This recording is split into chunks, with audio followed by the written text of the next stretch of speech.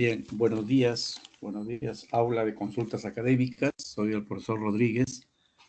Estaré con ustedes de 11 a 1 p.m. Seguidamente vamos a presentar los PPTs que corresponden a esta semana 13. Como pueden visualizar, se trata de la ética, ¿no? La ética, primera parte. La semana 14 será ética, segunda parte, ¿no? Bien, veamos entonces los contenidos de esta semana. Ética 1. Bueno, abordaremos en primer lugar lo que es la definición de ética, no antes ver su etimología, ¿no? De ética, que viene del griego ethos.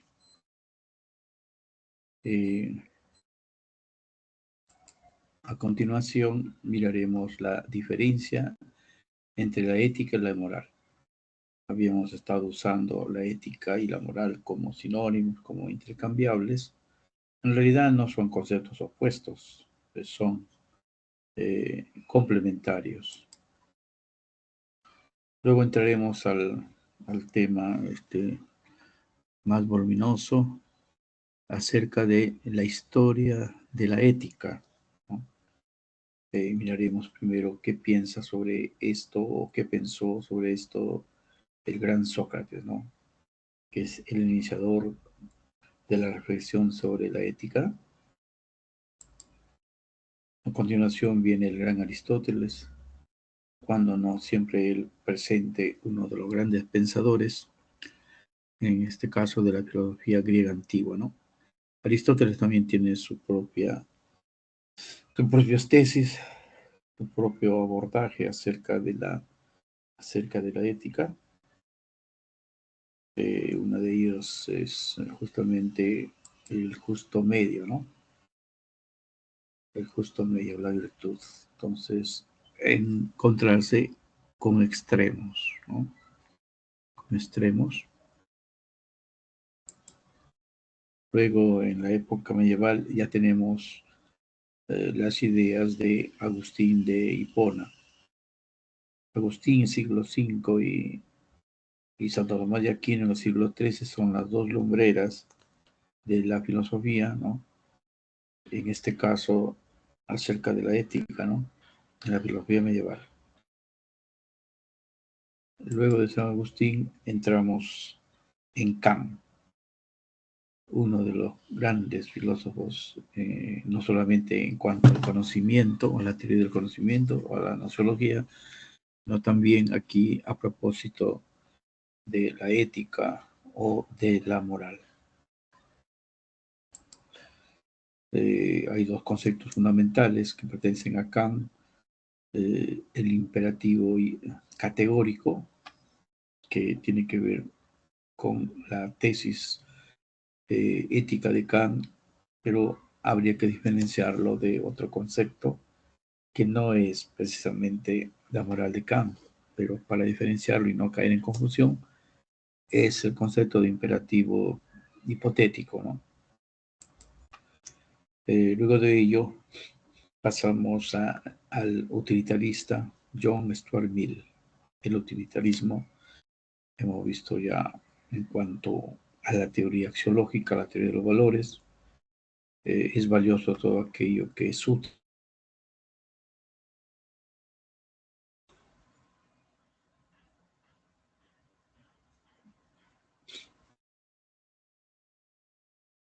Bien, luego de John Stuart Mill, finalmente tenemos a G. E. Muir. Su singular tesis acerca del concepto, acerca de la idea de lo moral. Con este pensador se ha terminado, pues, esta brevísima historia de la ética, que tiene a Sócrates, Aristóteles, San Agustín, Kant, John Stuart Mill y G. E. Muir. Son pensadores que han sido seleccionados para adentrarnos, ¿no?, en la historia de la ética. Y finalmente tenemos la lectura y los ejercicios ya clásicos, ¿no?, luego de la teoría en filosofía. Bien, entonces vamos a empezar.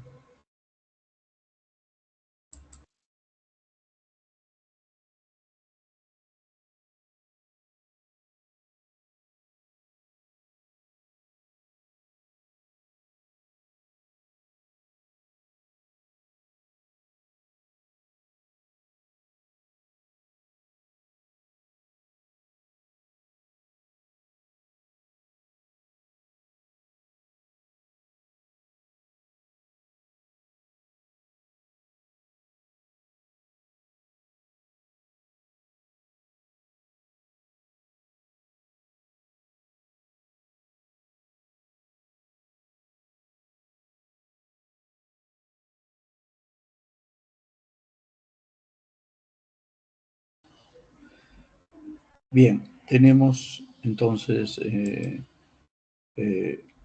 primer título, ¿no?, que concierne a la definición y a la etimología de lo que considera ética. Bien, la palabra ética, a ver, la palabra ética es vamos a activar el chat. La palabra ética viene del griego ethos, ¿sí? Del griego ethos, ¿qué significa, ¿no?, o que alude a las costumbres, ¿no? Las costumbres, digamos, el carácter social de las comunidades, de los pueblos, tiene que ver con su comportamiento, ¿sí? Pero quedémonos con costumbres. Pero a la par podemos también mirar un concepto, digo, una palabra que se usa tan frecuente como lo que es moral y que a veces se ha tenido como su sinónimo, ¿no? Es el término de moral, ¿no? Entonces, moral también, bueno, es un término, una palabra que viene del latín mos moris, como estoy anotando en el chat. Y es una suerte de equivalencia, digamos, en tanto y en cuanto que tanto ethos como mos moris, que es moral, ambas aluden a las costumbres, ¿no? Ambas aluden a las costumbres, a las conductas sociales de estos pueblos, su idiosincrasia, su modo de ser, ¿no? Esto en cuanto a la etimología, que nos da algunas luces y será un concepto muy importante. Vamos a mirarlo, recuerden, en la lectura, que es un fragmento de Aristóteles. Ahí vamos a encontrar este concepto etimológico que corresponde tanto a la ética como a la moral y que tiene que ver con las costumbres. Costumbres, ¿ya? De la lectura. Guardémoslo para ello. Entonces, la etimología, de acuerdo, la etimología de la palabra ética y moral, pues guardan relación o hacen referencia a los modos de ser, a la idiosincrasia o a las costumbres, ¿no?, de los primeros pueblos, de las comunidades humanas. Bien, en cuanto a la definición de la ética, la definición que nosotros acá tenemos, y vamos a reconocerlo, dice: la ética estudia las acciones, ¿no?, los actos realizados por el hombre, ¿no?, en relación a los valores de lo bueno, su contrario, lo malo, lo correcto, lo incorrecto, ¿no? Lo justo, lo injusto, lo honesto, lo deshonesto, ¿no? Entonces, Esto es la definición. Si nosotros hacemos un esfuerzo de reflexión y nos preguntamos eh, la ética, como disciplina filosófica, ¿no? En torno a qué concepto, en torno a qué palabra gira, ¿no? Y entonces la respuesta, a ver, un segundo, acá tenemos un bullicio.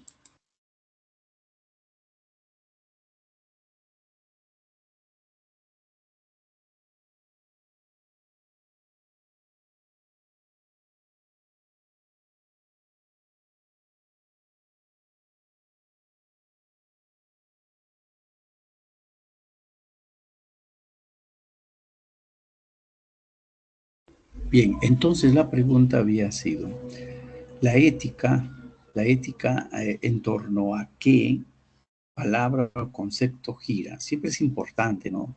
Reconocer este principio, este axioma, ¿no? En torno al cual tiene sentido y gira todos los temas, en este caso, que tienen que ver con la ética, ¿no? ¿Cuál es ese concepto? La respuesta es el bien, ¿no? Es el bien. Y bueno, luego reconocer en nuestro PPT que aparte de que el concepto central es la idea del bien y ahí pues se deduce lo bueno, contrariamente lo malo, lo correcto, lo incorrecto. Además de ello, reconozcamos que los temas trascendentales importantes, además del bien, lo bueno, es la felicidad, los conceptos del acto moral, la norma moral, la persona moral, la conciencia moral, el concepto de libertad, ¿no? El concepto de los dilemas éticos, si quieren, la relación entre la ética y la política, la relación entre la ética y la ciencia, recuerdan la vez pasada, ¿no? Objeto de la epistemología, etcétera, etcétera. Entonces, todos estos temas y conceptos son propios de la ética.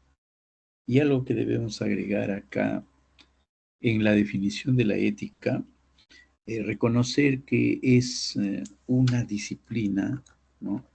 Es una disciplina o es un área de la filosofía, ¿ya?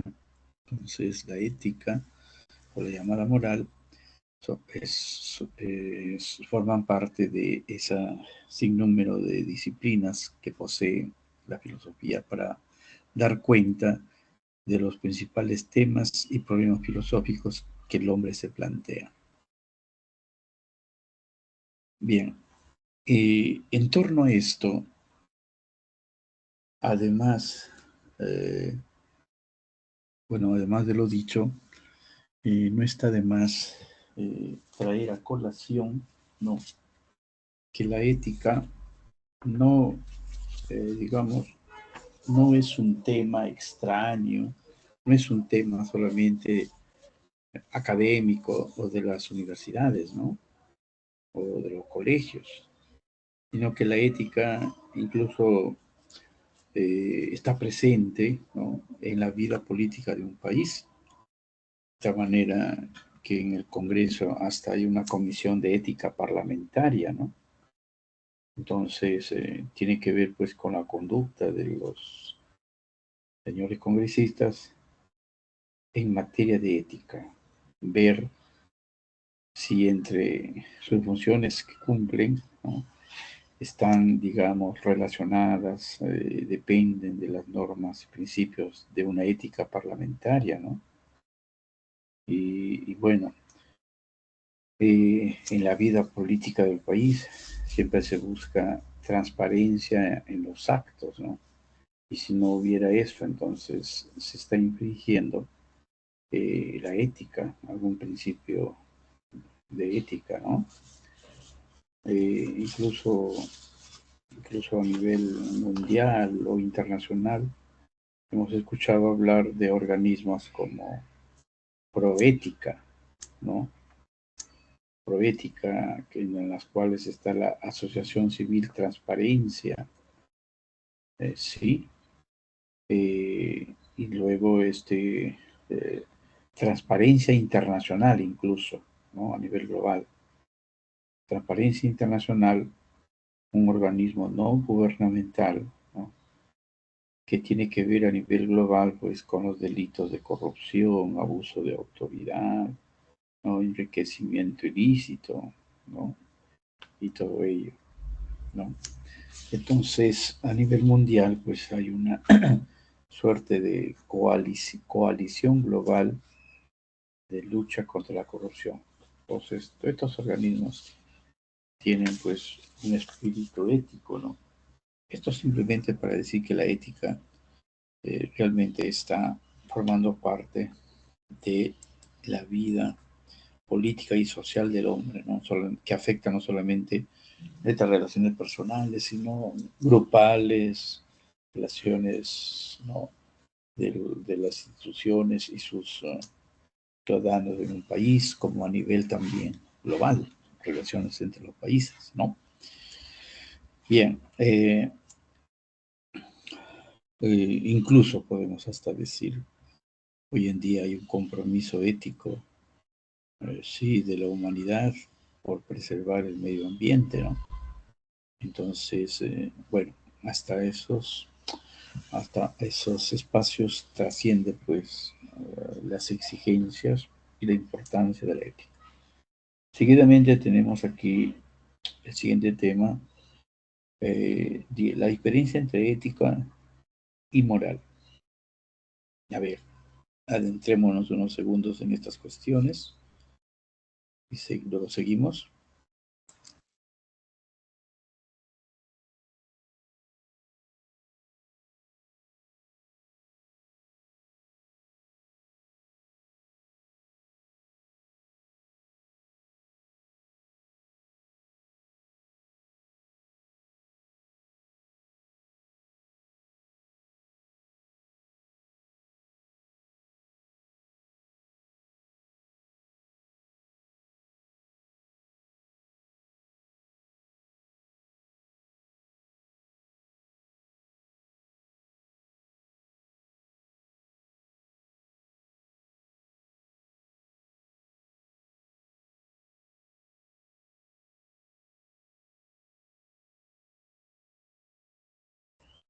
Bueno, decíamos en la presentación, decíamos en la presentación que los términos ética y moral lo usamos, ¿no? Como sinónimos, pero ya es momento de precisar sus respectivos sentidos, ¿no? Aunque, como les decía, antes de oponerse, más se complementan entre ellos, ¿no? Partamos de lo que nuestra ficha nos apunta. La ética aspira a un ideal de vida, ¿no? La ética busca, bueno, aspira a un ideal de vida basado en las acciones buenas y virtuosas, ¿no? Y en tanto la moral busca un modo de vida fundado en normas y deberes. Augusto Salazar Bondy y otros teóricos, ¿no? Establecen de manera, a ver, sintética, que la ética es más una teoría, ¿no? La ética es más una teoría, mientras que la moral es más práctica, ¿no? Es la praxis, digamos. ¿En qué sentido? Cuando uno se pregunta, ¿y por qué esta acción? ¿Por qué la conducta de tal persona o tal político es ético? ¿En qué me baso? O de repente todo lo contrario, ¿no? ¿Por qué esta acción es injusta? ¿O por qué la conducta de aquel político es corrupto? Entonces, ¿cuál es el criterio? ¿Cuáles son las razones? Tengo que fundamentar, tengo que dar criterios, tengo que explicar por qué digo que aquel acto es bueno, es virtuoso, o es justo, o es injusto. Entonces, esa es la ética, es la teorización, es la justificación ¿no?, de mis enunciados o de mis proposiciones éticas, ¿no? Cuando digo Juan es justo, ¿no?, aquel político tiene una conducta deshonrosa, ¿no?, ¿en qué me baso? Mientras que la moral, que es el aspecto de las reglas, de las normas, digamos, o de los mandamientos, como se dice, ¿no?, como se dice en la religión. Entonces, por ejemplo, no debes matar, no debes coger los bienes ajenos, no, etcétera. Entonces, todos esos son pues mandamientos, como decía, o son normas, o son deberes que uno pues tiene que cumplir, ¿no? Entonces, la ética más bien le preocupa, bueno, esta es una manera de ver lo que es la ética, ¿no? El aspecto teórico, acudir a razones, criterios o teorías, vamos a decir así, para fundamentar mis juicios o enunciados éticos o morales, ¿no? Y como dice acá, y aunarlo a lo que dice acá en nuestra ficha, ¿no?, la ética se preocupa por el sentido que voy a darle a mi vida, ¿no? ¿No? Son los ideales de vida, los principios, ¿no?, las buenas acciones. Entonces, eh, eso es la ética, ¿ya? Dos cosas. Eh, que mi vida, que mis acciones estén relacionadas con los principios de la virtud, del bien, buscando darle sentido a mi vida, y mientras que en lo moral no hay una preocupación por mis obligaciones, por mis deberes, cuáles son las normas, o como hacía una analogía con los mandamientos de la ley de Dios. Los mandamientos de la ley de Dios, por ejemplo, todos son 10, ¿no? Todos son buenos, excelentes ejemplos de lo que es la moral, ¿no? De lo que es la moral. Eh, bien, eh, antes de, antes de continuar o de entrar ya en el gran tema de la historia de la ética, permítame hacer un retroceso cuando hablábamos que la ética y la moral, ethos y mos moris, uno griego y otro latín, que se conectan con las costumbres, está de más decir con las normas morales, con las buenas costumbres. Las buenas costumbres, que, como decía en la ética, nos orientan a darle un sentido a la vida, ¿no?, relacionadas todas ellas con el bien, con la virtud. Entonces, desde antiguo, desde las primeras comunidades que el hombre ha formado, entonces los viejos siempre aleccionaban a los jóvenes a seguir ese camino de esas normas, de esos mandamientos, porque se convertían en costumbres, y no solamente en costumbres, sino en buenas costumbres, ligadas con la idea del bien, con la virtud, con el darle sentido a la vida. Y por supuesto que para hoy en día, para este momento, muchas de las costumbres de los seres humanos, ¿no?, como los sacrificios humanos, por decir una, o el esclavismo, de hecho que han sido abandonadas. Pero la mayoría, acá cuando dice costumbres, se está refiriendo a esas costumbres por las cuales los hombres de las primeras comunidades han guiado, han regulado su vida. Y entonces se dan cuenta que se ha construido paz, desarrollo, comprensión, armonía en el pueblo. Si esas normas, si ese camino les ha servido para construir una buena vida, entonces alecciona pues, a los jóvenes a seguir esos caminos, a seguir, en otras palabras, esas buenas costumbres.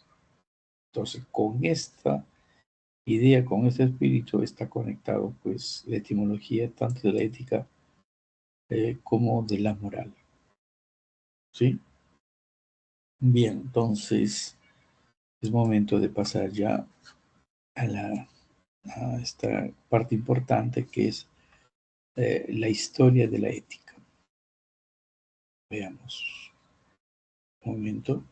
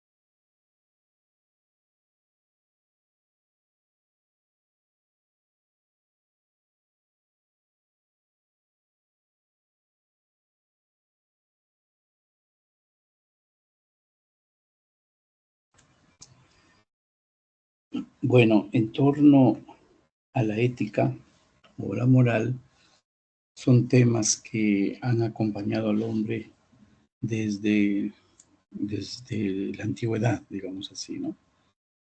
Entonces, lo cual nos lleva a pensar, ¿no?, que hay una ética en la filosofía antigua, hay una ética en la filosofía medieval, en la moderna y en la contemporánea. Y seguirá por delante la preocupación de la ética. Hoy en día la ética, por ejemplo, está abocada a adentrarse en el uso de la tecnología, ¿no?, las ciencias, la ética y la ecología, ¿no?, el cuidado, la preservación de nuestro medio ambiente. Entonces, son los caminos que están siguiendo la ética, ¿no?, en esta época contemporánea, digamos así. Bien, entonces observamos que a través de la historia de la filosofía, diversos pensadores, ¿no?, han dado sus respuestas, han reflexionado sobre la ética o la moral, sobre las acciones buenas o malas, ¿no?, que el hombre y las comunidades y los países les ha tocado, digamos, dejar plasmado, ¿no?, en la historia. Y entonces, como bien decíamos, la ética siempre trata de orientar, de regular, ¿no?, la conducta del hombre, ¿no? Bien, entonces hay muchos filósofos, acá solamente se han seleccionado, ¿no?, y vamos a ver pues sus tesis éticas, ¿no?, y morales de lo más importante para la historia de la filosofía. Bien, en primer lugar tenemos la figura de Sócrates.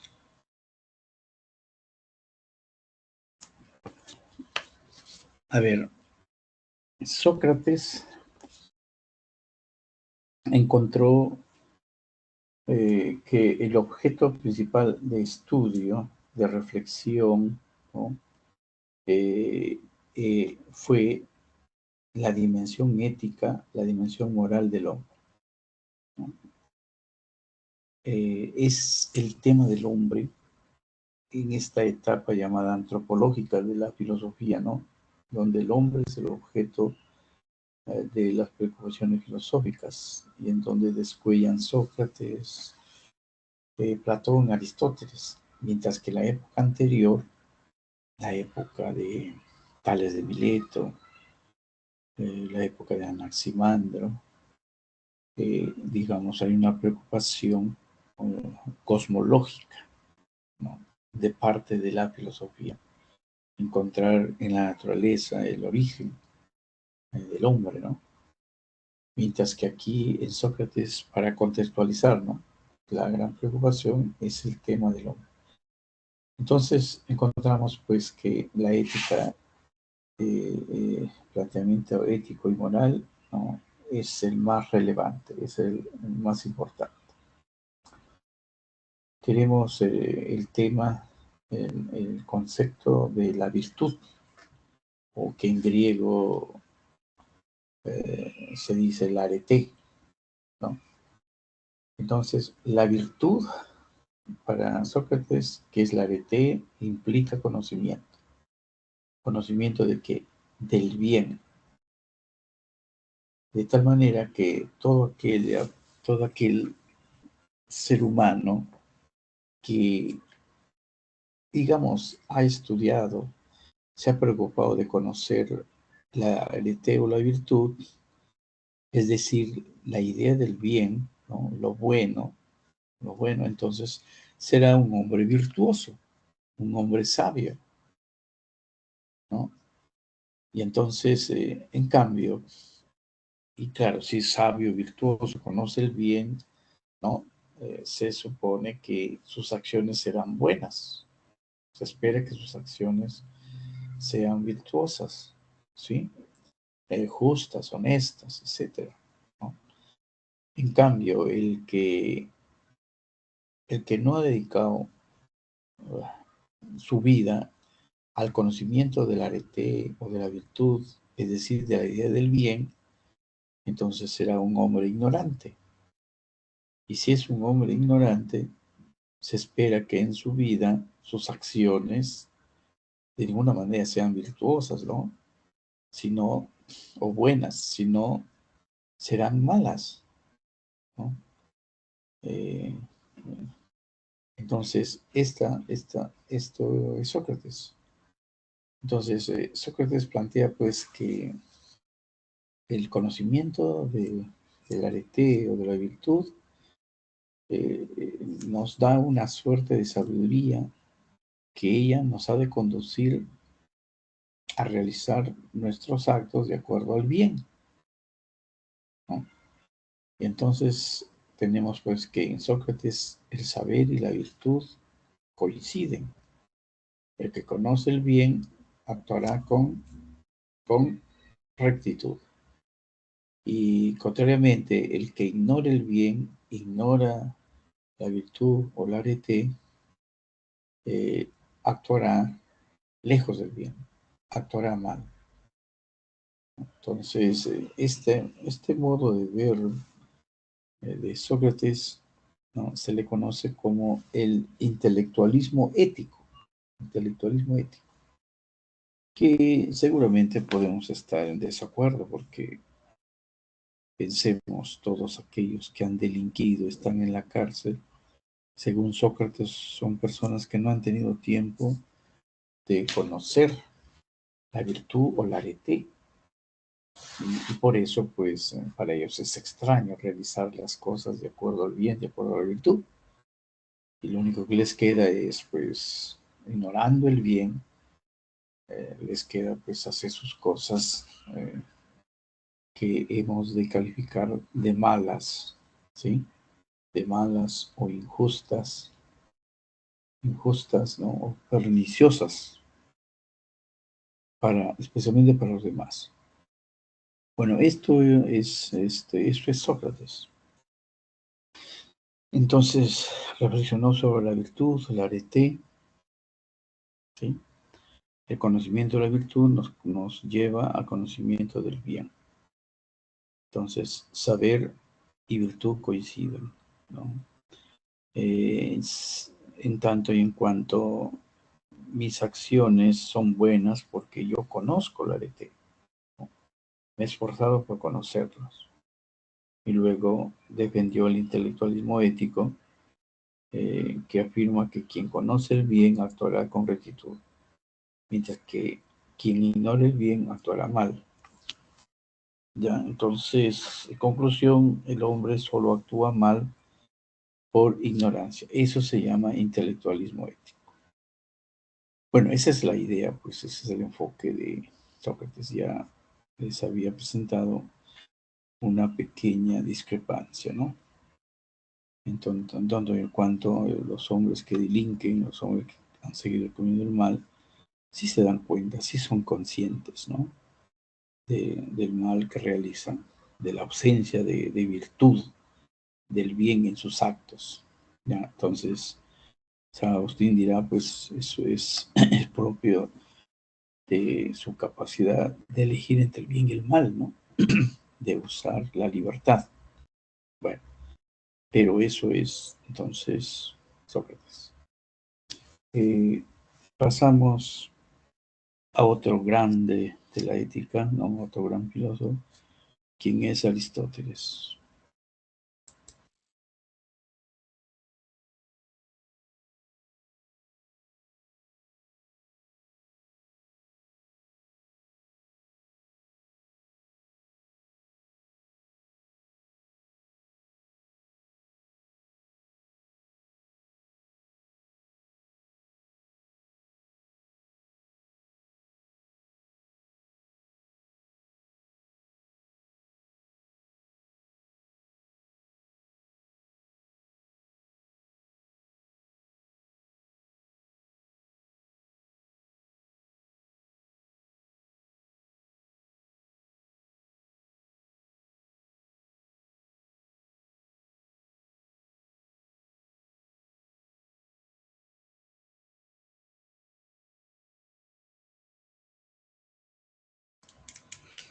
Bien, Aristóteles, tenemos acá varios conceptos.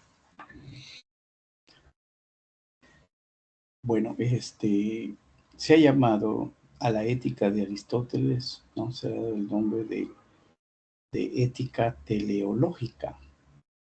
Ética teleológica. El término teleológico significa referirse a un fin. Y bueno, en Aristóteles, pues, nuestra conducta, nuestras acciones eh, eh, tienden a alcanzar un fin, ¿no? Un fin. Y ese fin, si estamos en la ética, en buena cuenta es un bien. Y este bien, ¿no? Es, para Aristóteles, habíamos visto la semana pasada, es la eudaimonía, es la felicidad. Por esa razón también la ética de Aristóteles se le da el nombre de ética eudemonista. Bien, entonces tenemos en Aristóteles el concepto de fin, igual bien, igual felicidad, ¿no? Podemos hacer esta suerte de relación. Entonces, en Aristóteles tenemos el concepto de fin. Este fin no es más que la referencia al bien, y el bien equivale a la felicidad. Entonces, así podemos sintetizar eh, es, estos términos o estos primeros conceptos en relación a la ética de Aristóteles. Entonces, el hombre siempre busca, a través de sus acciones, busca un fin. Por eso se llama ética teleológica. Telos es fin, ¿no? Este fin, eh, no es más que lo bueno, la idea del bien, ¿no? Y este este fin y este bien, repito, no es más que la felicidad, que es, digamos, el fin supremo o el bien supremo al que aspiran todos los seres humanos. De ahí porque la ética de Aristóteles se le llama la ética teleológica, no, ética eudemonista. Ya, eudemonista. Sin embargo, acá podemos tener un pequeño escollo, en tanto y en cuanto lo que nos trae felicidad para algunos no lo trae para otros, ¿no? En realidad, entonces, hay una dificultad en ponerse de acuerdo, ¿no? ¿Qué es qué es lo que trae felicidad para algunos y qué es lo que trae felicidad para otros, ¿no? Entonces, no ponerse de acuerdo en torno a ello, ¿no? Entonces podemos presentar pues como respuestas a qué cosa es la felicidad, a decir, así pues es la vida de placeres, ¿no? La vida llena de prosperidad, de progreso material, tengo mi casa, tengo mi carro, ¿sí? Referirse a la vida ética y referirse a la vida contemplativa, ¿ya? Entonces aquí Aristóteles, como habíamos visto en la semana pasada, acude a la razón, ¿no? Acude a la razón para poder salir de estos desacuerdos, digamos, ¿no? Entonces, Aristóteles mira que la vida ética consiste pues en las acciones morales, ¿no? Pero que son guiadas por la razón. Y entonces la razón eh, reflexiona, eh, somete a análisis los pro y los contra, ¿no? Y entonces usa la razón pues para salir, ¿no? Salir triunfante, airoso y decidir qué es lo que es la felicidad, ¿no? Y entonces, ¿qué cosa es la felicidad? Aristóteles se inclina por la vida contemplativa, dice, ¿no? Pero la vida contemplativa es la vida que tiene que ver con el conocimiento, con la ciencia, con el cultivo de la filosofía, como nos anotan en nuestro cuadernillo, con el conocimiento de los primeros principios, ¿no? Y entonces esta vida contemplativa, ¿no? En Santo Tomás se verá clara la influencia de Aristóteles y dirá que la felicidad está en la contemplación de Dios, mientras que en Aristóteles hablaban de una contemplación de los primeros principios, ¿no? Y bien, entonces la razón, fíjese tú, el cultivo de la razón realmente, frente a otras cosas que nos pueden traer felicidad, como la vida placentera, el progreso material, ¿no? Etcétera, es la vida del conocimiento la que proporciona al hombre la mayor felicidad, ¿no? En el estudio, en el conocimiento, ahí radica la mayor felicidad. Es una suerte de felicidad superior. Bueno, eso gracias a la razón. La razón en Aristóteles también, ¿no?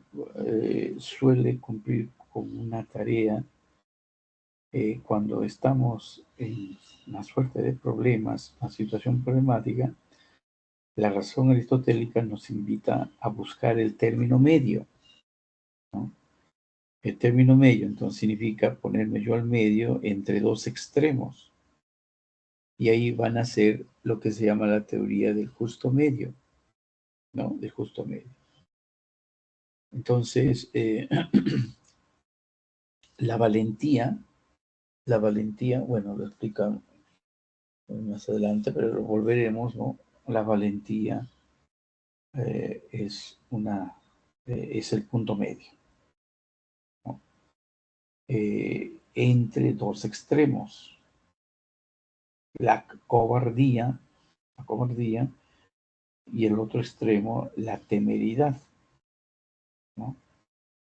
Entonces, Aristóteles recomienda seguir el punto medio, ¿no? No los extremos. Para dar un ejemplo, dirá, pues en política no nos aconseja ir a los extremos ni derecha ni izquierda, sino ir el justo medio. Un régimen donde tenga todo lo bueno que exhortan los de la derecha y también los que exhortan el otro extremo que es la izquierda, ¿no? Bien, entonces esto es pues Aristóteles. Veamos acá en nuestro, ya no había pasado, me disculpan, estaba explicando Aristóteles y no me había percatado que había pasado la ficha. A ver, entonces, haciendo pues una especie de recuento, propone una ética teleológica, porque las conductas, nuestras acciones, siempre van a buscar un fin, ¿no? Y ese fin es realizar mi vida de acuerdo al bien, conocer el bien, ¿no? Y ese fin ese fin y ese bien no son más que la felicidad, ¿no? No son más que la felicidad. Entonces, por eso dice, defiende una ética eudemonista, ya que plantea que el fin, ¿no? O la idea, o el fin o el bien supremo de la vida es la felicidad. Es la felicidad. Y sostiene que la felicidad es superior. La felicidad superior se logra a través de la vida contemplativa, es decir, a través del conocimiento, a través del ejercicio de la razón, ¿no? A través del ejercicio de la razón. Ya lo que habíamos presentado, ¿no? La teoría del justo medio, ¿sí? Entonces, el justo medio, tipo de conducta, el miedo o el placer, dice, ¿no? El miedo, entonces, la valentía, un justo medio entre la actitud del cobarde y la actitud del temerario, ¿no? Y la templanza entre la represión, el anular, ¿no? Nuestras emociones, y el otro extremo es el desenfreno total, la entrega total, digamos, a los placeres, ¿no? Entonces, recomendaba siempre la templanza, el justo medio, justo medio. Bien, a ver, un ejemplo de templanza, que se trata de ir a un cumpleaños, entonces la represión es, no voy porque voy a trasnochar, no voy porque voy a tomar, no voy porque voy a encontrarme con amigos cuyo yo, conciencia, como de ser, no me gusta. Me reprimo y no voy. Y lo otro es el desenfreno. Voy al cumpleaños, me amanezco, tengo que trabajar, no, tengo que estudiar, no, ni hablar, ¿no? Tomo hasta que perde el conocimiento, entonces, ¿no? Bueno, una manera de ver la cosa. Entonces, no olvidar que en Aristóteles, ¿no? Para justamente definir lo que es la felicidad, que es el fin y la idea del bien, ¿no? Supremo, yo tengo que utilizar mi razón. Mi razón me va a hacer entrar, ¿no? Encontrar los criterios, los fundamentos, ¿no? Las razones a los cuales yo llamo felicidad. Y la razón pues tiene ese rol. Pero la razón también me conduce a un tipo de felicidad superior en el hombre que es el conocimiento o es la vida contemplativa. Y la razón también me lleva, ¿no? a, a descubrir, a definir entre dos extremos lo que es el justo medio. lo que representa la virtud, valentía, templanza. Bueno, esto en cuanto, ¿no?, a Aristóteles. Entonces, seguimos. Entonces, tenemos la época medieval. San Agustín, interesantísimo también, aun cuando es de la época medieval.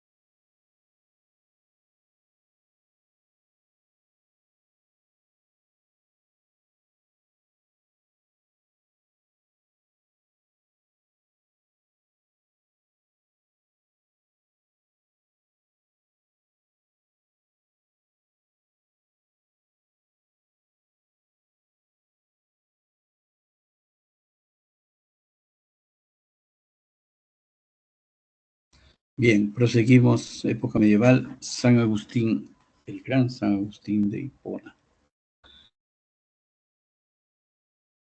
A ver, Agustín de Hipona, en primer lugar, considera que el bien supremo es Dios. Bueno, al inicio habíamos contestado a la pregunta acerca de cuál es el concepto, cuál es el tema fundamental en torno al cual gira la ética o la moral. Y la respuesta fue la idea del bien. Esto no solamente tiene esa importancia, digamos, sino que cuando decimos la historia de la ética, y recuerdo algunos textos suelen presentarlo de otra manera, como la historia de la idea del bien. La historia de la idea del bien o la historia de la ética son intercambiables, es lo mismo. Y entonces aquí dice, pues, el bien de bienes, ¿no? El bien supremo en una jerarquía, ¿no?, de valores éticos está Dios o la divinidad. En consecuencia, todos los demás bienes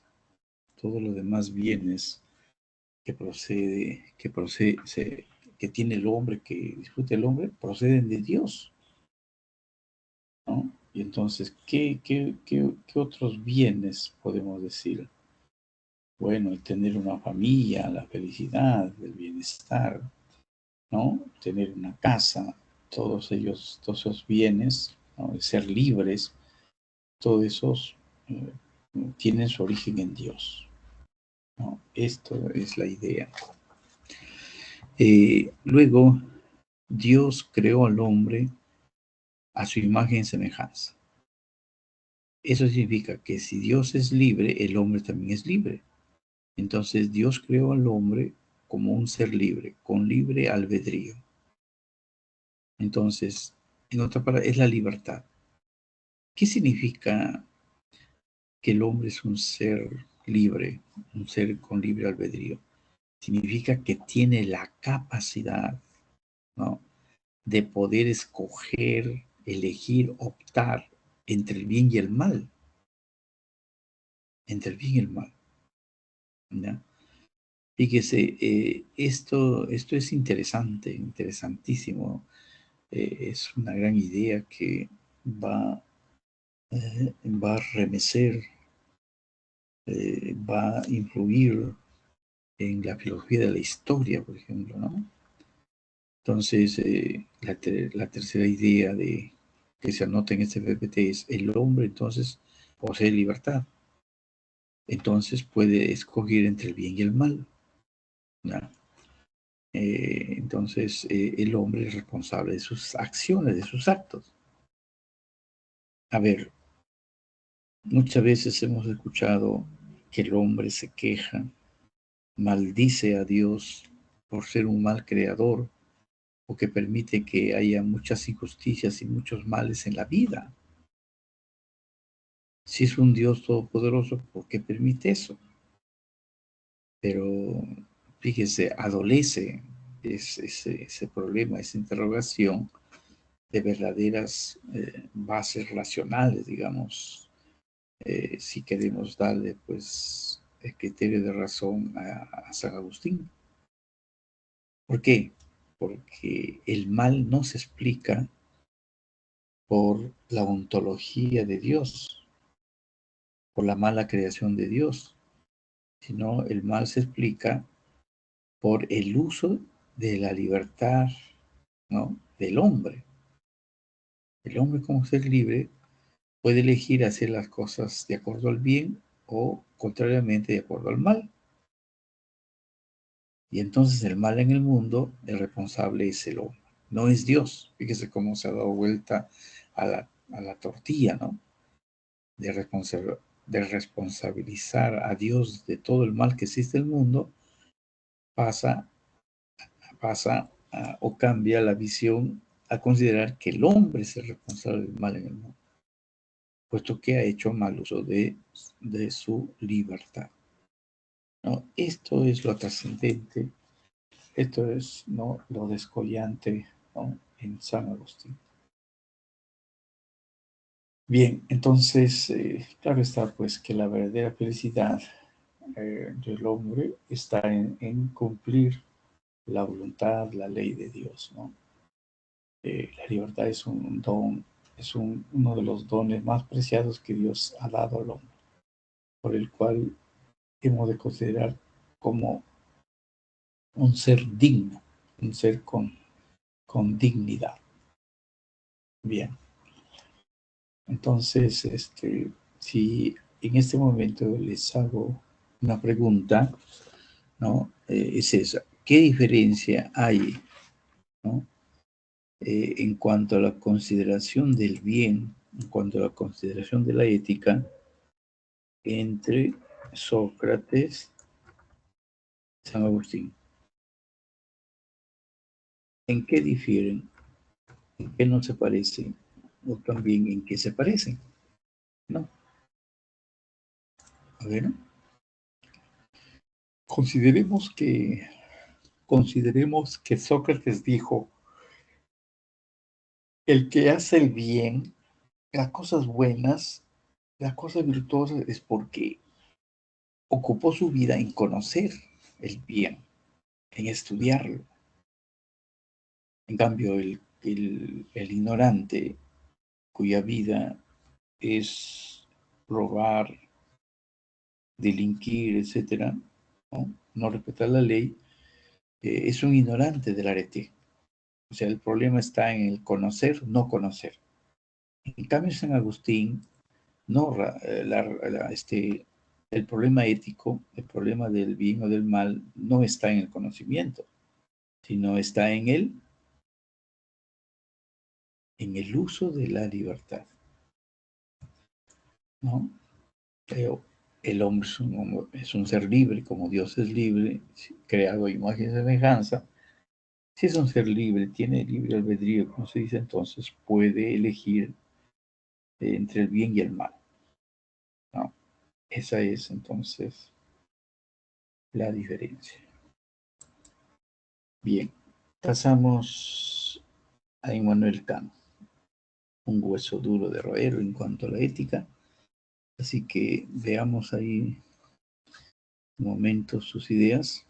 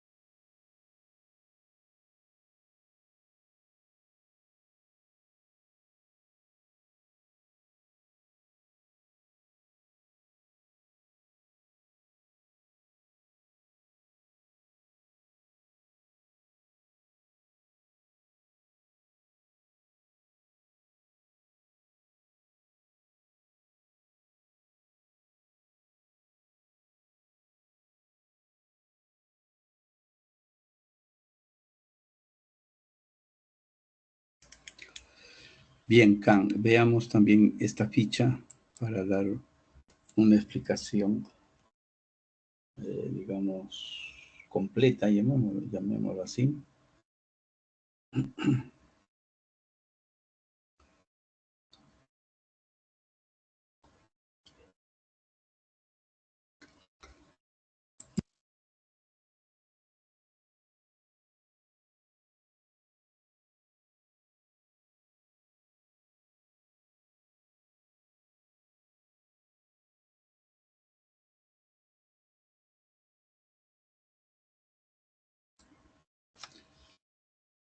Bien, bien, entonces vamos a pasar por Kant.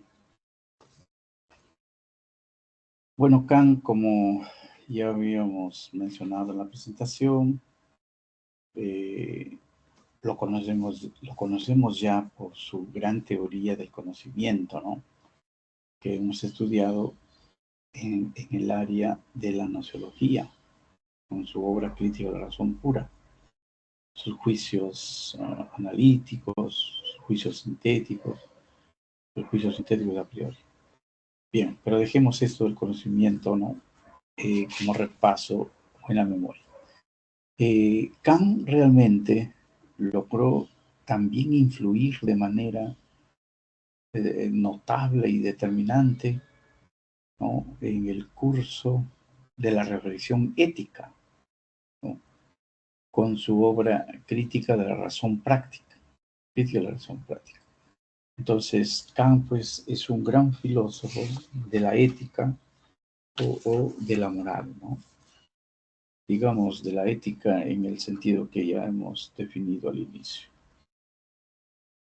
Kant, en primer lugar, criticó las ventajas las ventajas que nosotros buscamos a través de nuestros actos morales, pero también cuestionó las desventajas. ¿Qué significa esto? Para Kant, el bien moral, ¿no? no puede, no puede ajustarse, ¿no? al placer, a la felicidad, a todo aquello que nos trae ventajas, ¿no? Entonces él va a ir a buscar, ¿no? la idea del bien, a postular la idea del bien moral como un acto puro, como el ejercicio de una buena voluntad, ¿no? Por eso que Kant dirá, la moral se basa en el imperativo categórico, ¿no? en el imperativo categórico, que es una especie de ley moral fundamental, máxima. Si hay leyes en la naturaleza, bueno, también en la moral hay leyes. Y esa ley, en otras palabras, le da el nombre de imperativo categórico. ¿Ya? Y luego, esto del imperativo categórico, explicaré, ¿no? Diferenciándolo del imperativo hipotético. Entonces, el imperativo categórico es la moral kantiana, es el bien, es el acto puro, es la buena voluntad. Yo decido hacer el bien, un acto moral o ético, porque yo he decidido así, por una ley que está, digamos, en mi conciencia. ¿Eh? Y de ninguna manera he decidido hacer un acto bueno porque, en fin, porque voy a ganar el cielo o porque voy a obtener un trabajo o porque me ganaré la buena opinión de la gente. Nada de eso, es muy extraño. Y el imperativo categórico, para ser tal, se tiene que basarse, digamos, en dos máximas o en dos formulaciones. La primera es que todo lo que yo haga, preguntarme, ¿puede convertirse en una ley universal? Y si la respuesta es sí, entonces es una ley moral. Es el acto puro, es el imperativo categórico. Y la otra máxima o consideración o formulación es: nunca trates a ningún ser humano como un medio, como un instrumento, sino trátalo como un fin en sí mismo, como un fin en sí mismo, dada el valor de la dignidad humana, ¿no? Entonces, quedan fuera de foco, pues, en esta segunda formulación del imperativo categórico, aceptar la esclavitud, ¿no? Aceptar ¿qué se dice? Tráfico de niños, de órganos, etcétera, ¿no? Bien, a ver, esto enunciado de esa manera, como es importante y tiene alguna, no es tan fácil coger estas ideas, entonces vamos a insistir en ello. Entonces, bueno, sapere aude, atrévete a pensar, ese es el lema, el lema, eh, el lema de la auclerum o de la ilustración, ¿no? Ya eres mayorcito, atrévete a pensar por cuenta propia, no sigas a otros, ¿no? Entonces, sapere aude. Bien, el bien, lo bueno entonces es la buena voluntad, ¿no? Es un acto puro, que no espera recompensa de ninguna laya, ¿ya? Yo hago el bien, hago las cosas justas, ¿sí? No por buscar una recompensa. Y entonces Kant pues criticó las concepciones morales que que hacen énfasis en las ventajas o desventajas que podemos recibir al actuar, ¿no?, moralmente de un cierto modo. Entonces, yo me porto bien porque, a ver, un escolar en conducta me va a poner 20. Yo me porto bien porque mi papá me dijo, te voy a regalar una bicicleta, ¿ya? O de repente me porto bien porque el sacerdote me ha dicho que al morir yo voy a ir a la derecha de Dios, ¿no? Fíjese, no es que Kant sea anticristiano, pero también somete así a crítica, ¿no? Y, o desventajas. Desventaja, entonces yo no hago ello porque va a ocasionar un gasto a mis bolsillos, ¿no? No hago esto porque me va a ocasionar dolor. Entonces, los pros y los contras que me ayudan o que me impulsan a realizar un acto bueno, está fuera de consideración de la moral kantiana. En conclusión, él pues defendió una moral autónoma, basada en el deber, ¿no? Basada en el deber porque yo, así como decía, como hay una ley natural, la ley natural, Newton, etcétera, hay una ley moral que está en mi conciencia, que está en mi alma, en mi espíritu, ¿no? Entonces, me llama a realizar el bien. Entonces, ese es el deber. Entonces, la moral autónoma, la moral que descansa en el imperativo categórico que les expliqué, entonces es universal y se basa, ¿no?, en el bien y es válida para todo sujeto. El imperativo, un momentito, el imperativo categórico, ¿no? Su fórmula es, debes hacer A porque debes hacer A. Debo portarme bien porque debo portarme bien, pues, ¿no? Debo ayudar a hacer la tarea a alguien porque debo hacer la tarea. Debo respetar a los demás porque debo respetar a los demás, ¿no? No hay que debo respetar a alguien porque así me voy a ganar la buena opinión, ¿no? Todo aquello que me traiga ventajas o desventajas está fuera de consideración, ¿ya? Y entonces, en cambio, el imperativo hipotético recomienda realizar una acción, ¿no?, moral como un medio, como un paso, como un requisito para un fin. La forma, si quieres A, haz B, ¿no? El papá dice al hijo, si quieres una bicicleta o una moto, entonces tienes que sacarme buenas notas, ¿sí? O digo, yo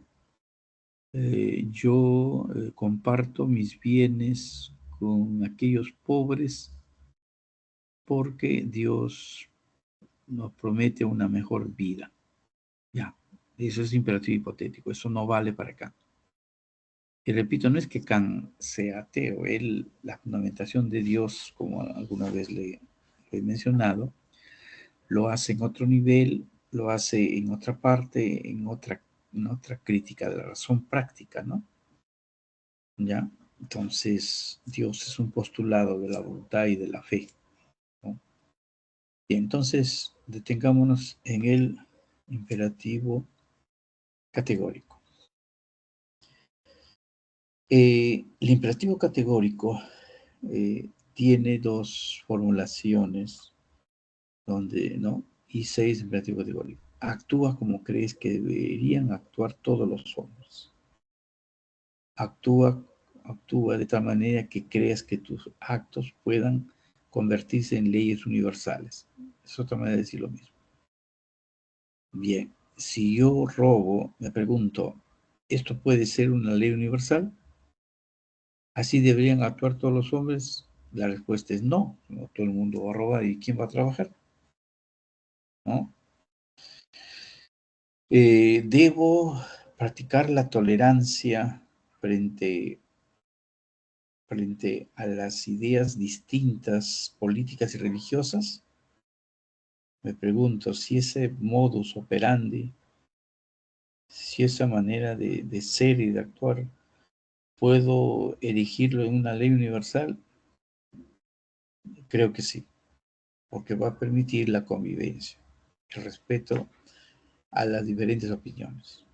Si yo dijese lo contrario, entonces se instalaría, ¿no?, la represión, la persecución, ¿no? No, nada que ver. Bien, ¿cuál es la otra formulación? Ya les dije, lo estoy acá repitiendo.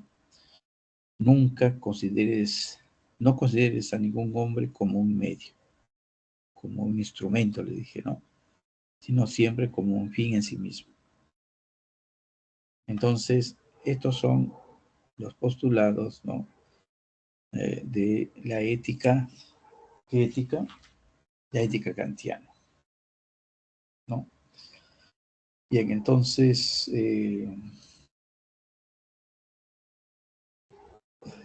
hay una, como ya les decía, hay una rotunda crítica, una radical crítica de Kant, ¿no? A todas aquellas, eh, a todas aquellas éticas que se basan en el placer, ¿no? Que buscan la felicidad. ¿Qué es el bien o qué es, no? Ya es lo útil. Entonces, todo aquello que es útil, entonces, bueno, todo eso cae en presa de la gran crítica de Kant, porque en vez de ello él va a proponer una, una ética autónoma, ¿no? Una ética que no es más que el imperativo categórico, ¿no? Yo libremente decido lo que es bueno, ¿sí? Y que de ninguna manera depende de las ventajas o desventajas que yo pueda obtener de mi conducta, ¿no? Bien, entonces pasamos a considerar al penúltimo filósofo, John Stuart Mill.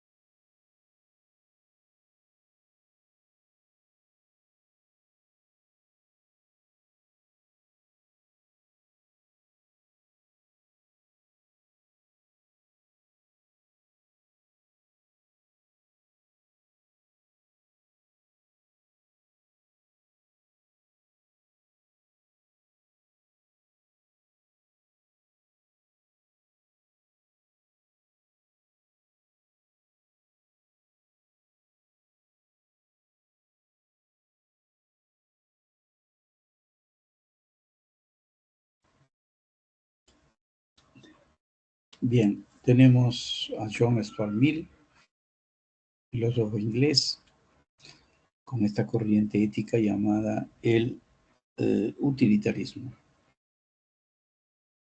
Bueno, para este filósofo, el ideal, el ideal ético o moral del utilitarismo es el bienestar de la mayoría, o es la felicidad para la mayoría. Eh, es decir, no es la felicidad personal, sino hay un interés por lograr la felicidad o el bienestar o el desarrollo, digamos así, de la mayoría, ¿no? Es interesante la postura de Stuart Mill porque comparándolo con el socialismo, por ejemplo, o el comunismo, la, que una semana pasada habíamos visto una pregunta que hablaba de la planificación, la economía planificada, la planificación de la economía estatal, que es propio del sistema socialista. Entonces allí había que hablar que se persigue una felicidad o un bienestar para todos, en general, para todos. Entonces, algo utópico, algo idealista, pero en cambio acá el utilitarismo es más práctico, más realista. Imposible obtener para todos el bienestar, la felicidad, pero sí para la mayoría, por muchas consideraciones, no vamos a entrar en el detalle, ¿no? Entonces, bueno, John Stuart Mill es el continuador de las ideas de Jeremy Bentham, ¿no? Quien dijo que todos los placeres son iguales y de lo que se trata es de calcular cuál produciría más felicidad y menos dolor. Entonces, el principio ético de John Stuart Mill es que la mejor acción, la acción ética es la que produce la máxima felicidad del mayor número de individuos, el mayor número, ¿no? Y entonces, fíjese, uno dice, y así como así como en Aristóteles nos preguntábamos, pero la felicidad no es igual para todos. Y entonces Aristóteles recomienda acudir a la razón. Entonces aquí, ¿cómo explicamos? Si queremos preguntarnos, ¿y cuánto y a qué cantidad hay que referirse cuando se dice el mayor número de individuos? Y bueno, en épocas de vacas gordas, en épocas de ciclos económicos positivos, digamos, el mayor número será pues 90, 95%, ¿no? Siempre, ¿no? Y en épocas de vacas flacas, de depresión económica, será pues 60, 50, de repente, ¿no? Pero siempre este es el criterio, este es el criterio. Eh, la mejor acción es la que nos trae la máxima felicidad del mayor número de individuos posibles. Esto es el utilitarismo, ¿no? Y entonces, aquí, a modo de repaso, de reforzamiento, digamos, John Stuart Mill es el máximo representante del utilitarismo. El utilitarismo es el que defiende que defendió el principio ético de que la mejor acción es la mejor acción del bien o la mejor acción ética es la que produce la máxima felicidad del mayor número de individuos posibles. Entonces, de lo que se trata, no, es de buscar la felicidad, digamos, no individual, sino de buscar la felicidad de las mayorías, ¿no? Quizá decir general quiera decir de todos, pero de la mayoría, de la mayor cantidad posible, de la mayor cantidad posible. Ya, eso es felicidad general. Bueno, esto es pues John Stuart Mill. Pasamos al último, a GMO. Unos momentos de lectura de esta ficha, a ver, para poder seguir.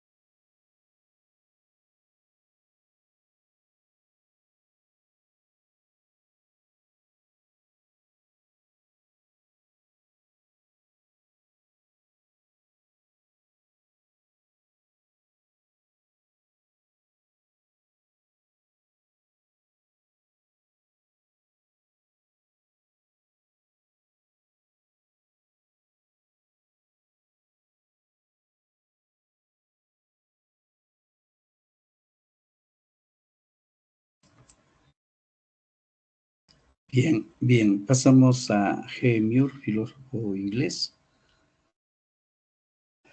Bien, con G. Muir tenemos lo siguiente, ¿no? En su obra Principia Ética o Principios de la Ética, eh, Muir plantea que el bien, el concepto de bien, que es el concepto central en la ética o en la moral, es una idea imposible de comprender a través del razonamiento, a través del silogismo o a través de la deducción racional e incluso a través de la experiencia, de verlo, de oírlo, de escucharlo, de palparlo, ¿no? ¿Y esto por qué? Porque acerca del bien posee una característica que se impone por su simplicidad, ¿no? Y por su obviedad en las diversas circunstancias, ¿no? Por las que atraviesan los seres humanos, ¿no? Como sujetos éticos o sujetos morales.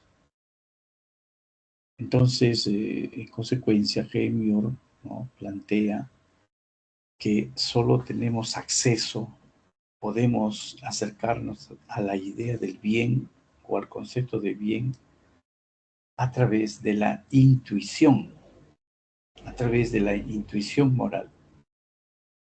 Entonces, la intuición, ¿qué es la intuición? A ver, como, digamos, como un instrumento de conocimiento, digamos así, ¿no? Que no es la experiencia, no es la experiencia, no es el razonamiento, no es la fe, sino es la intuición. ¿Qué es la intuición? La intuición es el conocimiento directo e inmediato, ¿no? Directo e inmediato. Inmediato no necesita de razonamiento, no necesita de premisas. Directo, como que es a través de una mirada, de una corazonada, yo puedo captar, intuir lo que es el bien. Ha ocurrido que a veces en reuniones de amigos no falta uno o dos que cuando se trata de temas de índole ético, acaso, y uno está indeciso en elegir el camino, entonces habrá alguna persona que te da una opinión, un consejo, y te dice, por aquí, este es el camino a seguir. Y uno se pregunta, ¿y este cómo lo sabe? ¿No? Por intuición, por un conocimiento directo e inmediato, ¿no? A veces, otro ejemplo de intuición, pues nuestra madre al regresar a casa puede observarnos el rostro, nuestro semblante, nuestro ánimo, e intuye, a este le ha ido mal, ¿qué le habrá pasado? O contrariamente, le ha ido muy bien, y que a veces no es necesario ni preguntarle, que la madre pregunte al hijo, porque observando, ¿no? En este caso, bueno, la idea del bien es un ejemplo que daba, observa uno y dice, esto es la respuesta, ¿no? Esto es la intuición, esta es la idea del bien. Entonces, sí, hay personas que sin hacer mucho alarde de razonamiento y de teorización dicen, ya, por aquí este es el camino, esta es la idea del bien, este es lo correcto. O sea, hay una suerte de intuición. Bueno, a eso pues se refiere Muir, ¿no? Como bien apunta acá, el bien es un concepto incomprensible en términos racionales. No tenemos acceso a través del método deductivo, de los razonamientos, ¿sí? Tampoco por experiencia, dice, ¿no? Por experiencia. El bien es un concepto tan simple, ¿no? No está compuesto de varios elementos, ¿no? Y que por lo tanto es obvio, ¿no? su, su captación, ¿no? Su conocimiento intuitivo. El único acercamiento al concepto del bien se da a través de la llamada intuición moral. ¿no? La intuición, el conocimiento directo inmediato, que mira, por acá es el bien, por acá es el camino del mal, es la intuición moral, ¿no? Por aquí se va a realizar, como decía, el acto puro, Kant, por aquí esto se va por no la realización de la ley moral, ¿no? Etcétera. Bueno, entonces hemos concluido y vamos a pasar a la lectura y a los ítems. Unos minutos, ustedes, dentro de unos minutos voy a comentar la lectura y las preguntas. Bien, entonces, tomemos nota. Tomemos nota entonces de la lectura y los 8 ejercicios propuestos.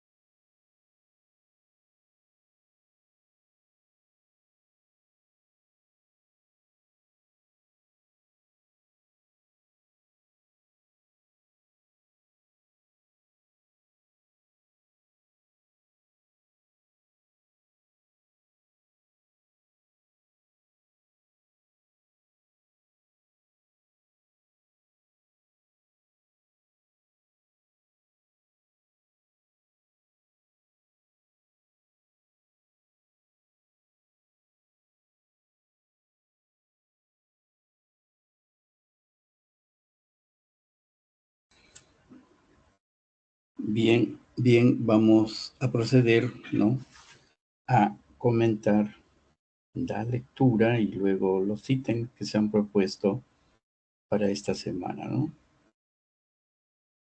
En cuanto a la lectura, es un fragmento, como ustedes pueden ver, de la obra de Aristóteles, la Ética a Nicómaco. Ética a Nicómaco. Es corta, así que podemos dar cuenta de ella, ¿sí?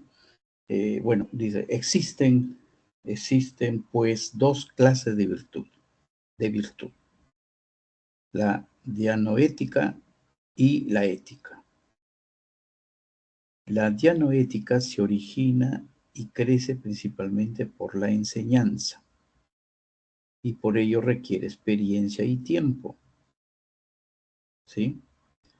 Entonces, la enseñanza, la práctica, eso hará que estas virtudes dianoéticas, ¿no? se impregnen en tu conciencia, ¿no? En tu memoria, en tu personalidad. En cambio, la ética, la otra virtud, la ética, en cambio, procede de la costumbre. ¿Recuerdan cuando le dije la ética, etos, costumbre? Como lo indica el nombre, que varía ligeramente del de costumbre. ¿Ya? De este hecho, estoy en la lectura, de este hecho, claro que ninguna de las virtudes se produce en nosotros por naturaleza, ¿no? Es decir, que los valores éticos, ¿no? Si vienen por costumbre, es que los pueblos alguna vez lo empezaron a realizar y al pasar de los años y si es realizado por muchas personas, entonces se torna en un modo de ser, en una costumbre. Entonces, seguimos en el segundo párrafo. De este hecho resulta claro que ninguna de las virtudes se produce en nosotros por naturaleza, puesto que ninguna cosa que existe por naturaleza se modifica por costumbre. O sea, las costumbres se modifican, cambian. Les dije, estas costumbres que eran indignas del hombre se han dejado, ¿no? U otras se han cambiado, ¿no? Se han modificado. Entonces, dice, puesto que ninguna cosa que existe por naturaleza se modifica por costumbre. Así, la piedra que se mueve por naturaleza hacia abajo, aunque se intentara acostumbrarla lanzándolo hacia arriba innumerables veces, ni el juego hacia abajo, ni ninguna otra cosa de cierta naturaleza podrían acostumbrarse a hacer de otra manera, ¿no? Y entonces aquí, con respecto al texto anterior, se puede colegir, deducir, ¿no? Que ahí nos pone la B, ¿no? Nos pone la B, y entonces que las costumbres del ser humano se pueden modificar, se pueden cambiar, se pueden adaptar. En cambio, todo aquello que está dado por naturaleza, así será, así es, así será, nunca cambiará. ¿Ya? De la lectura pues se desprende que lo que está hecho por naturaleza no se puede cambiar. Y pone ejemplos ahí, ¿no? La piedra que se mueve por naturaleza hacia abajo, por la ley de la gravedad, decíamos hoy día, etcétera, ¿no? De la lectura se desprende que lo que está hecho por naturaleza no se puede cambiar, pero la costumbre sí. Por tanto, el hombre puede modificar sus costumbres, ¿no? Alguien diría, puede modificar entonces sus consideraciones éticas o morales. No, de hecho, un ejemplo, pues antes pensábamos que matar el toro, el torero en el ruedo, en la plaza de Hacho, ¿no? Ahora se está impugnando, se está tratando de cambiar eso, ¿no? El cuidado del medio ambiente, antes no teníamos ese cuidado, ahora sí. Y bueno, entonces la lectura es la B. Pasamos a la pregunta 1. La pregunta 1. Para Gustavo, las virtudes. Esta es esa pregunta que tiene que ver con la lectura, ¿ya?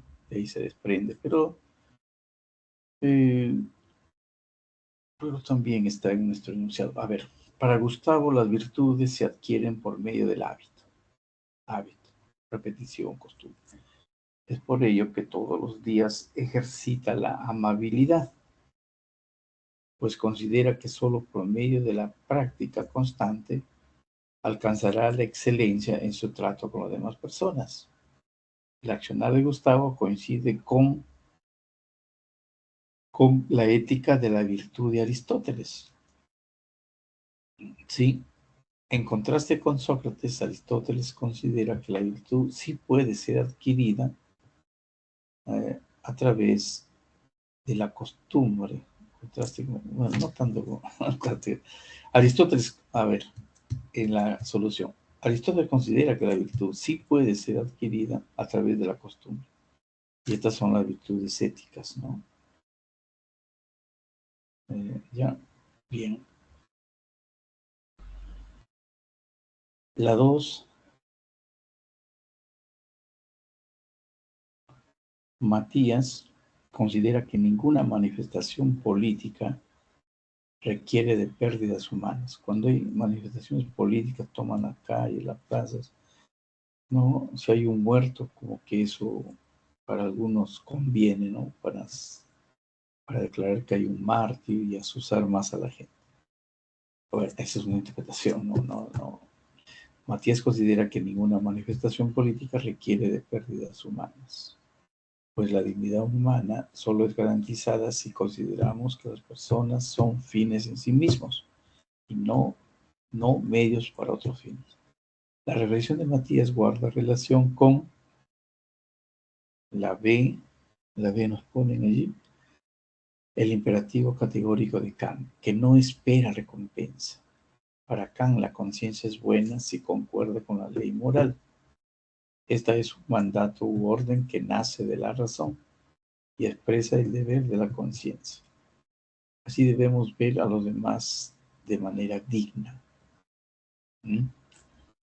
Entonces, sobre todo con el imperativo categórico, ¿ya? Ahí centrarnos, porque el imperativo categórico no acepta que algún hombre pueda usarlo como un medio, porque todo hombre es un fin en sí mismo, y ahí la dignidad humana, ¿no? En la 3, Ignacio decide ayudar a una señora que le acaba de pedir una limosna, porque frente a él se encuentran sus menores hijos, quienes le observan. Ignacio considera que debe ayudar porque los pequeños lo están mirando y él quiere que ellos vean que su padre es buena persona. La acción de Ignacio alude la 3 nos pone la C, alude la 3 al imperativo hipotético, no categórico, al imperativo hipotético, el que decía, si quieres A, haz B, el que busca siempre ventajas, ¿no? Busca aprovecharse. A ver, imperativo hipotético, ya que actúa según una condición. El enunciado muestra pues una acción condicionante porque se está ayudando a la persona no por deber, sino solo porque quiere que otros, es decir, los hijos, lo vean ayudar, ¿ya? Entonces, ahí está el problema. Bueno, esto en la 3.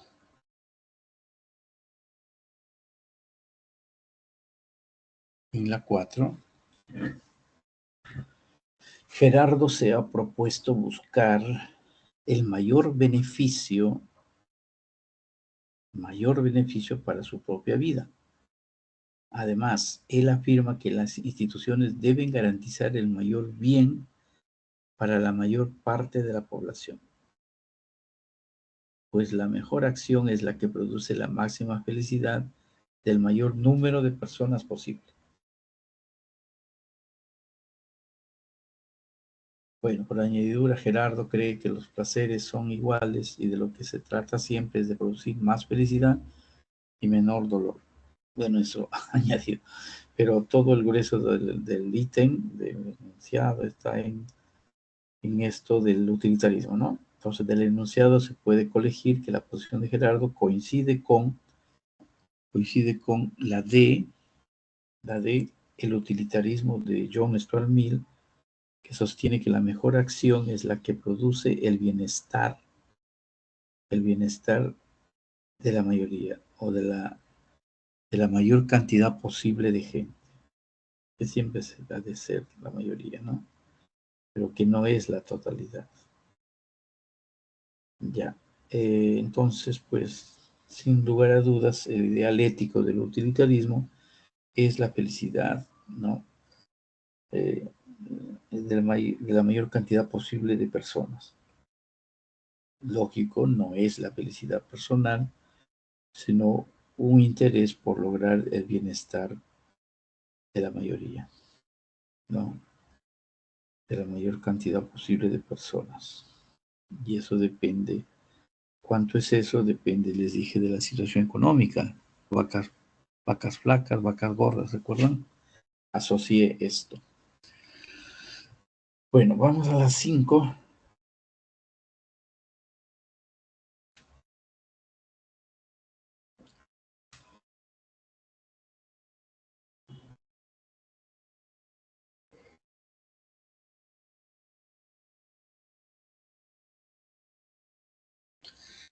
En la pregunta 5 tenemos la respuesta a la E, ¿no? La respuesta a la E, vida moderada que Aristóteles plantea a través de su ética eudemonista. Ética eudemonista nos lleva a la felicidad. Es el fin, es el bien supremo, la felicidad. Y la vida moderada es, recuerdan, la razón nos lleva al término medio, a la moderación, a la prudencia, ¿no? A ver, pero veamos el 5, no es tan largo el ítem. Alfonso decide establecer un tiempo prudencial para el uso del teléfono, ni estar pendiendo, no, perdón, ni estar pendiente, ni dejarlo olvidado al punto de estar incomunicado de sus labores de las cuales tiene responsabilidad. Entonces, el celular del cual no lo suelte para nada, y lo otro es abandonarlo por completo, prescindir de su utilidad, ¿no? Seguimos, dice, tercera línea, el ítem 5. Él piensa que esto debe ser guiado por la razón. El comportamiento de Alfonso alude a la vida moderada que Aristóteles plantea a través de su ética eudemonista. Aristóteles considera que la vida ética consiste en que las acciones sean guiadas por la razón, que suele identificar la virtud en el término medio entre dos extremos, ¿no? Digamos, no usar el celular o abusar de su uso, ¿no? Estos son los extremos. En este sentido, se puede lograr el fin supremo al que aspiran todos los seres humanos. ¿Cuál es la felicidad? Por eso se llama ética eudemonista, ¿no? Ética eudemonista en las 5. Bueno, y en las 6, en las 6,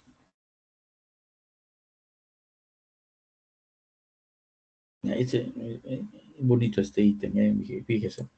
Víctor es un candidato que compite para ganar la alcaldía de su localidad y ha decidido ofrecer regalos a una gran cantidad de vecinos para ganar más votos y asegurar su triunfo.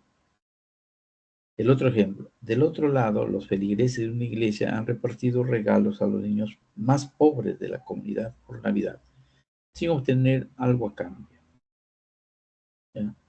Si comparamos las intenciones del candidato y de los feligreses, podemos afirmar que estos últimos, o sea, los feligreses, las personas creyentes, ¿no? Han realizado una acción buena desde la perspectiva de la ética deontológica. Deontología es la que se trata, la que se refiere a la ética, ¿no? De la ética deontológica kantiana, que propone considerar a la persona como un fin en sí mismo, ¿ya? Entonces, según Kant, las acciones son buenas y los motivos que las producen son buenos, pero no por las consecuencias que estas puedan traer.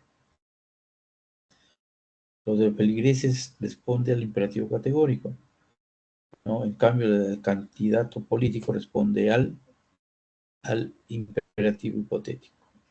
No va con K. No va con K. A ver, veamos la 7. Lee la 7.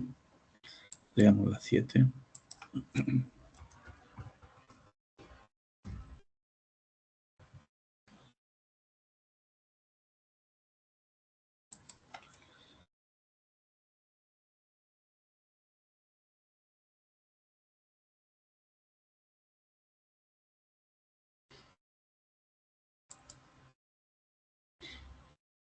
Bueno, en la 6, no olvidar la ética deontológica de Kant es deontológica cuando se refiere a los deberes, es decir, a los deberes morales, ¿no? El deber puro en Kant, por eso se llama ética deontológica. A ver, en la 7,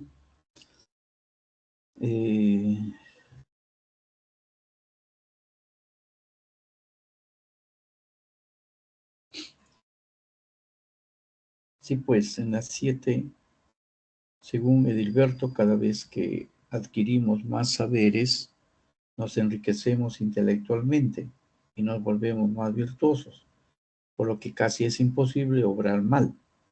No obstante, si nos quedamos en la ignorancia y no nos preocupamos por culturizarnos, entonces procederemos y actuaremos de forma incorrecta. De acuerdo con las distintas teorías éticas, la alusión de Edilberto coincidiría con aquella teoría que sostiene que si el hombre actúa de manera negativa es porque desconoce el bien. Es un ignorante, no es un sabio, no conoce el arete, no conoce el bien, ¿no? Entonces, si pues la ética socrática plantea que la sabiduría nos conduce al conocimiento del bien. En Sócrates el saber y la virtud coinciden, de forma que el que conoce el bien actuará con rectitud y aquel que ignora el bien actuará mal, es decir, sin virtud. Por ello, este planteamiento ha recibido el nombre de, ¿recuerda? De intelectualismo ético. Veamos la última, la 8. La 8 es la B. La 8 es la B. Elvira es una persona muy viajera. Ella, gracias a sus viajes, ha llegado a la conclusión de que es difícil llegar a saber qué es el bien o qué es el mal, y cuando alguien realiza una acción moral o inmoral. No obstante, Elvira se ha dado cuenta de que la gente comprende esto de forma instantánea, como una idea, como una verdad. Del enunciado se deduce que Elvira concuerda con la postura ética de Mior, pues considera que la 8 la B, que la bondad se conoce directamente mediante una intuición moral. Mediante una intuición moral.